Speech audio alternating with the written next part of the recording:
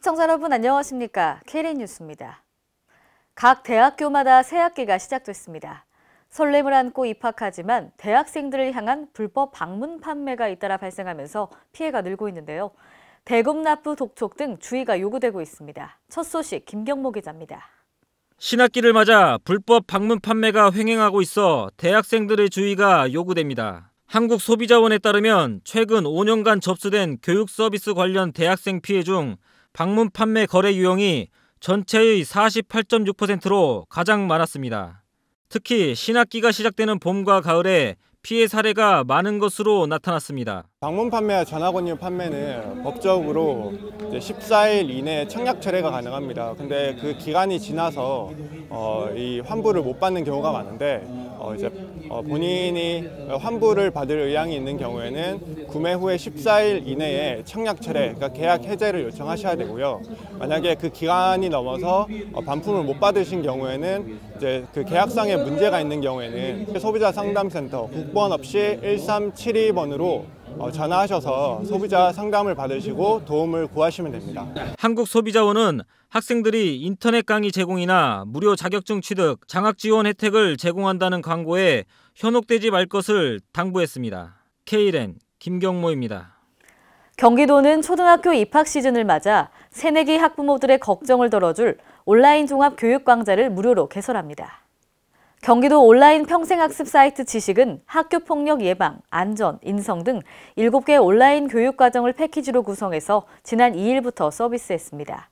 과목명은 학구폭력 소탕 대작전과 생애주기별 안전교육, 우리 아이 초등학교 생활을 위한 생활백서 등이 있습니다.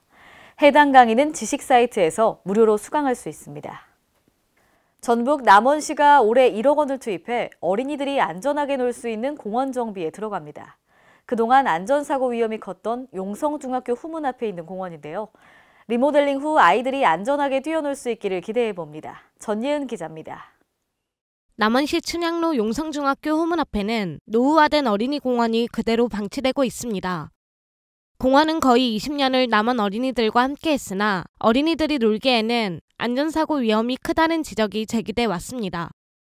곳곳에 깨진 보도블록이 공원 모래에 섞여 있는 것은 물론 쉼터로 제공한 휴게 공간으로 가는 길도 깨진 보도블록 파편들이 부서져 있는 상태입니다. 위치가 중학교 바로 앞에 자리 잡고 있어 학생들이 접근하기 쉽고 근처에 공원이 이곳 하나밖에 없는 것도 문제가 되고 있습니다. 특히 동네 주민 대부분은 도통동처럼 어린이들이 가장 많은 동네에 몇 년을 방치 중인지 모르겠다고 입을 모았습니다. 올라가는데 처음부터 끝내고 바닥도 위에 다 수평 쳐놔야 되고 올라가면 푹 떨어지면 사람도 빗뜨고 우리가.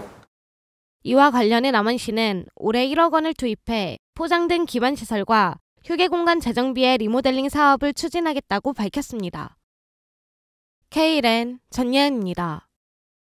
충청남도 공무원 노동조합과 충남도가 노동조합 설립 이후 12년 만에 처음으로 오늘 단체 협약을 체결했습니다. 이번 단체 협약은 정당한 노동조합의 활동 보장과 투명하고 공정한 인사운영 계획 수립 등 모두 11장으로 구성됐습니다. 특히 생후 24개월 미만 영유아 양육 조합원 숙직 및 비상근무를 제외하고 출산용품 구입 비용 지원 등 일과 가정, 양립을 위한 다양한 시책을 담았습니다. 노사는 또 각각 7명 이내의 동수로 구성된 노사협의회를 설치하고 단체 협약 이행 점검과 관심 사항을 협의해 나아가기로 했습니다. 전북 전주시가 공무원 등을 대상으로 자전거 출퇴근 정책을 펼칩니다. 참여자들에게 헬멧이나 장갑 등 안전용품도 지원하고 교통체증 해소를 기대하고 있지만 한편으로는 실효성 문제가 제기되고 있습니다. 김경모 기자입니다. 전북 전주시청 직원 220여 명이 다음 달부터 자전거 출퇴근에 도전합니다. 전주시는 이번 운동을 통해 교통체증과 불법 주정차도 일부 해소될 것으로 기대하고 있습니다. 전주시의 이러한 계획이 실효성을 거둘 수 있을지 우려의 목소리도 있습니다. 실제로 앞서 비슷한 운동을 펼쳤던 지자체들이 자전거 도로 등 인프라 미비와 자동차 이용 선호 등의 이유로 현재는 관련 정책을 중단했거나 향후 추진 계획도 없는 것으로 밝혀졌기 때문입니다. 이번 운동이 일회성 정책이나 이벤트에 그치지 않으려면 자전거 도로와 교통 연계 등 관련 인프라 정착이 병행되어야 한다는 지적이 나오는 이유입니다. K라인 김경모입니다. 또 하나의 지구촌 겨울 스포츠 축제죠. 2018 평창 동계 패럴림픽을 밝힐 성화의 불씨가 하나로 합쳐졌습니다. 2018 동계 패럴림픽 대회 조직위원회는 지난 3일 평화의 광장에서 패럴림픽의 역사와 전 세계인의 염원을 담은 8개의 불씨를 하나로 모으는 합화식 행사를 열었습니다. 이번 합화식에선 제주와 안양, 고창 등 국내 5개 권역에서 채화된 불씨와 패럴림픽 발상지에서 채화한 불씨 등 총 8개의 불씨가 합쳐져 하나의 불꽃으로 타올랐습니다. 열정과 화합의 불꽃이 보이는 빛의 중심이라는 주제로 진행된 이날 행사에서는 장애인과 비장애인 작가의 협동 캘리그라피, 퍼포먼스 등이 진행됐습니다. 장애인들의 발이 되어주는 콜택시 요금이 지역마다 천차만별이어서 불만이 제기되고 있습니다. 전주시의 경우 기본료 5km까지는 1,500원이지만 군산과 익산 등은 기본료 2km가 1,400원으로 비싼 편입니다. 이 때문에 전주시 장애인 콜택시 이용은 밀리는 반면 타 지역은 한산한 편입니다. 전예은 기자입니다. 전북도 내 각 지자체의 장애인 콜택시 이용 요금이 제각각이어서 요금이 싼 전주 콜택시는 붐비는 반면 다른 지역은 한산, 양극화가 빚어지고 있습니다. 전주의 장애인 콜택시 이용 요금은 기본료 5km까지 1,500원에 1km 초과마다 100원씩 추가 요금이 발생합니다.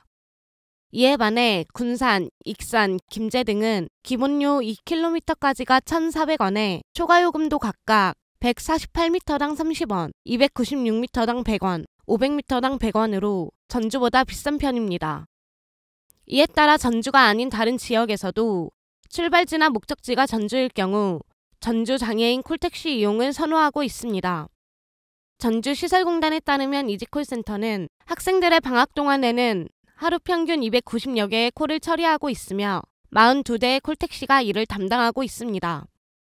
이처럼 전주 장애인 콜택시의 이용이 몰리면서 장애인들의 이지콜 통화가 하늘의 별 따기만큼 어려운 실정입니다. 14개 시군구에서 좀 도와주시면 더 효율적으로 하지 않나 싶습니다.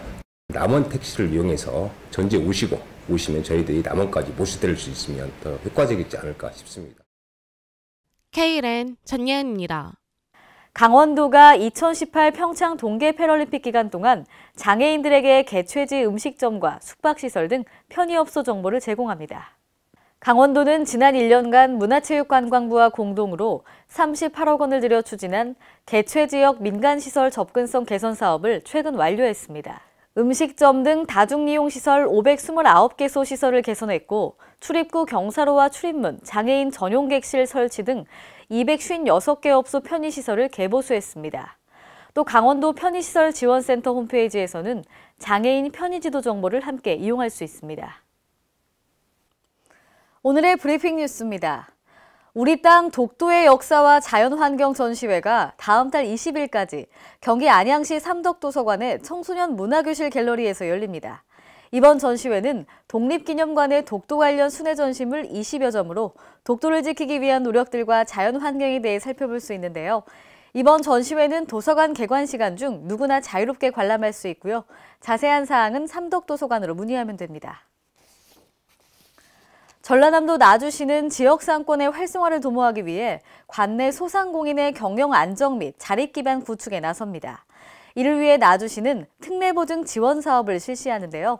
이 사업은 저리로 융자하는 주민소득 사업과 저리 정책자금과 연계한 대출 서비스로 지역 소상공인에게 도움을 주기 위한 것입니다. 나주시는 지역 소상공인의 신용보증을 위해 재단에 4억 원을 출연했고요.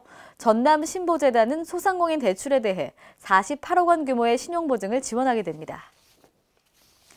인천광역시는 집중호우 시 시민의 생명과 재산을 보호하기 위해 소래지구 일대 저지대 침수 예방을 위한 우수 저류시설 설치 사업을 내년까지 추진합니다. 저지대 침수 피해를 줄이기 위해서도 타당성 조사 및 기본계획 수립 용역을 추진하고요. 노후된 자연재난 감시 CCTV도 전면 교체하기로 했습니다. 빗물 펌프장 증설은 피해 지역을 중심으로 빗물 펌프장의 수방 능력을 검토해서 용역을 추진해 나갈 계획입니다. 이상으로 K랜 뉴스를 마칩니다. 시청해주신 여러분 고맙습니다.